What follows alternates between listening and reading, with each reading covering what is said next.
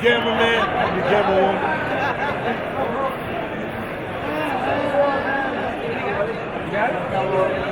All right, man. Listen, everything's going to be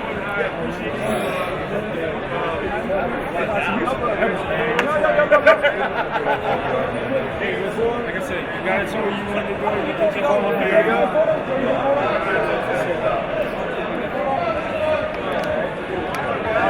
Just signed with New Orleans. Man, you're going to the Rams for 7 years. Now they're the Saints. Yeah, they let him know. It's funny. It's Merlin Olsen would play. Set a Rams back record. 35 years later, James broke it. Me and Donald Trump. But the salary cap issue said that he had to swap go after 7 years. So the Saints picked him up for 3 years, so it's good. He's happy. Put a good offensive team finally, you know, and he plays it.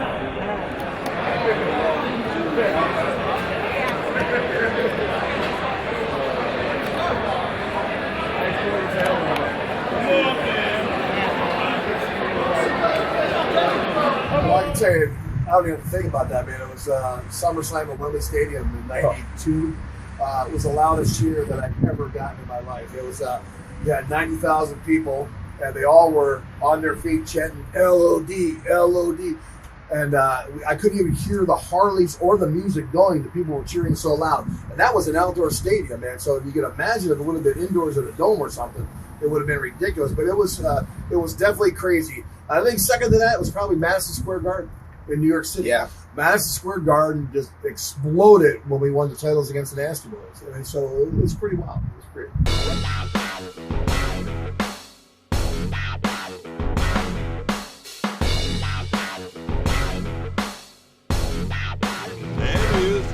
Hall of Fame, baby. We made men. You know what I mean? We like the good fellas, man. We like good fellas. You know, we kill people. We throw them in the trunk. That's what we do, man. We bury them. We do. Death on danger and died on death, brother. Get some, want some, sucker.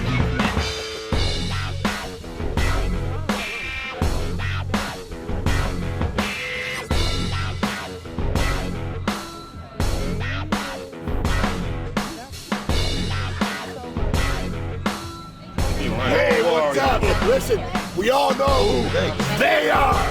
They don't give you anybody any credit. The 150-year history of professional wrestling. One half of the greatest tag team of all time, me, Road Warrior Animal, here in Texas. Can you believe it? Great time. Come see half of the greatest tag team of all time. Come see Booker T. Some of your great matches. Don't miss it. And you heard that.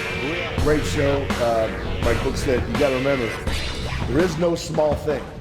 It's all a big thing. And I've been in front of buildings where you've been in front of 25 people, and I've been in front of 95,000 people. You got to have the matches got to be the same no matter the size of the crowd. I was thoroughly impressed. Tag, 6-man, singles match, championship, girls, everybody did a great job. Seriously, I go all around this world. I give seminars and I do a little, you know, I watch all the matches because I like to study our business, man. That's the way I learned about watching every match. This is pretty freaking impressive company right here. I'm telling you that right now.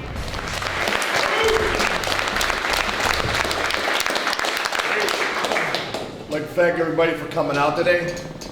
And to reiterate a little bit about what Booker said, for me and for all of you starting out, we've been here. So we know what it's like. We know the butterflies are churning and you want to get into the wrestling business. This ain't WWE. I'm sure he's told you that. But if I can give one thing of advice, man, we're not know-it-alls, but we've already got 20 years down that road of experience to help you out. And that's where we're here. We call it passing the torch. So it's all in attitude. I'm sure he's told you this 1,000 times. Attitude, attitude, attitude, attitude. Because this is definitely one business where you think if you know it all, you may as well quit. Because nobody quits learning, even after 25 years, you learn something new every day. Because you have to adapt. You have to adapt to the changes. You have to adapt to new technology, TVs, cameras, everything. But I'm here to help everybody out, do what I can. Listen, my point of view, there is no stupid question. If you have a question with anything, ask it. I'll answer it as best I can. I'm sure Book will too. So, thanks for having me. I appreciate it. what he's saying is the most important thing when you first get in the ring is that ring presence. Because you got the guy and said, we've all been there, section 280, that can't see you, but he can tell if you're an athlete in the ring. He may not play sports. This is one of the best athletes we got in our business right here, man. Yeah. I tell you who's the guy who's going to reap the benefits. Whatever one, it's not going to be Vince. If WCW, or hopefully it'll happen in Japan, that we say, hey, we'll do a 2-year deal, 3-year deal for X amount. We're going to retire with you, and we're going to stay retired with you. I think the retirement of the Road Warriors, you know, the greatest tag team in the history of our business, it'd be a pretty good pay-per-view event. I was going to say, what do you see? I see us going out like that. That's the way I would like to go out. On a pay-per-view, our last match, whether we go over or not, who cares? As long as we give the fans, a street fight.